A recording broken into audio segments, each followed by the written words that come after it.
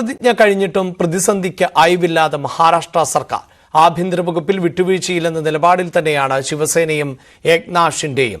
ഉപമുഖ്യമന്ത്രിയായി സത്യപ്രതിജ്ഞ ചെയ്ത് മറ്റാവശ്യങ്ങൾ ചർച്ച ചെയ്യാമെന്ന ഉറപ്പ് പ്രധാനമന്ത്രിയിൽ നിന്നും ആഭ്യന്തരമന്ത്രി അമിത്ഷായിൽ നിന്നും കിട്ടിയിട്ടുണ്ട് എന്ന നിലപാടിൽ ആണ് ശിവസേന. എന്നാൽ ആഭ്യന്തര വകുപ്പ് നൽകാനാവില്ല എന്ന നിലപാടിൽ ഉറച്ചു നിൽക്കുകയാണ് മഹാരാഷ്ട്ര BJPയും മുഖ്യമന്ത്രി ദേവേന്ദ്ര ഫഡ്നാവിസും.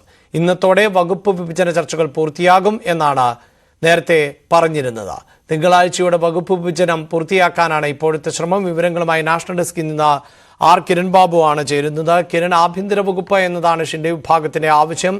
റൂറൽ ഡെവലപ്മെന്റ് പോലെയുള്ള വകുപ്പുകൾ നൽകി ഷിൻഡെ പക്ഷത്തെ അനുനയിപ്പിക്കാനുള്ള നീക്കം നടക്കുന്നു എന്നാണല്ലോ അറിയുന്നത്. എന്താണ് മറ്റു വിവരങ്ങൾ?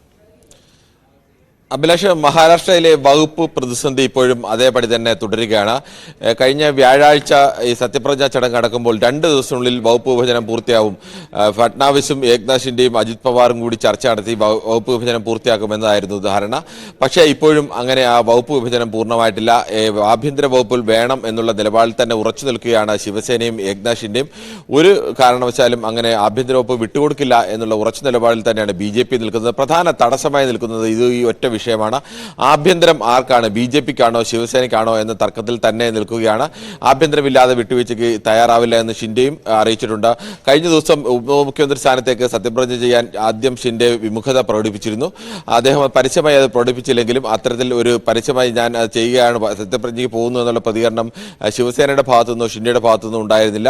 സത്യപ്രതിജ്ഞാ ചടങ്ങിനെത്തിയ പ്രധാനമന്ത്രി നരേന്ദ്രമോദിയും അതോടൊപ്പം തന്നെ കേന്ദ്ര ആഭ്യന്തരമന്ത്രി അമിത്ഷായും ഷിൻഡെയ്ക്ക് ചില ഉറപ്പുകൾ നൽകിയെന്നാണ് ശിവസേനയിലെ ചില നേതാക്കൾ പറയുന്നത്. ഇപ്പോൾ സത്യപ്രതിജ്ഞ ചെയ്യൂ, ഉപമുഖ്യമന്ത്രിയാവും, നിങ്ങളുടെ വിഷയങ്ങൾ പരിശോധിച്ച് ചർച്ച ചെയ്ത് പരിഹരിക്കാം എന്നുള്ള ഒരു ഉറപ്പ് കിട്ടി. അതിന്റെ അടിസ്ഥാനത്തിലാണ് അന്ന് അങ്ങനെ സത്യപ്രതിജ്ഞയ്ക്ക് അദ്ദേഹം തയ്യാറായത് എന്നുള്ള സൂചനയാണ് ശിവസേന നേതാക്കൾ നൽകുന്നത്. അതുകൊണ്ട് തന്നെ ആഭ്യന്തരം ശിവസേനയ്ക്ക് തന്നെ ലഭിക്കുമെന്നും ശിവസേന നേതാക്കൾ ശുഭപ്രതീക്ഷ വെക്കുന്നുണ്ട്. എന്തായാലും ഇന്നലെയും ഇന്നും കാര്യമായ ചർച്ചകൾക്കുള്ള നീക്കങ്ങളൊന്നും ഇതുവരെയും ഉണ്ടായിട്ടില്ല. ഇനിയിപ്പോൾ തിങ്കളാഴ്ചക്കുള്ളിൽ ഈ ചർച്ച ചെയ്ത് പ്രശ്നം പരിഹരിക്കാം എന്നുള്ള നിലപാടിലേക്കാണ് BJPയും പതിയെ മാറിയിട്ടുള്ളത്. 2 ദിവസത്തിനുള്ള അത്തരം വിഷയങ്ങൾ ചർച്ച ചെയ്ത് തീരുമാനമെടുക്കേണ്ടി വരും.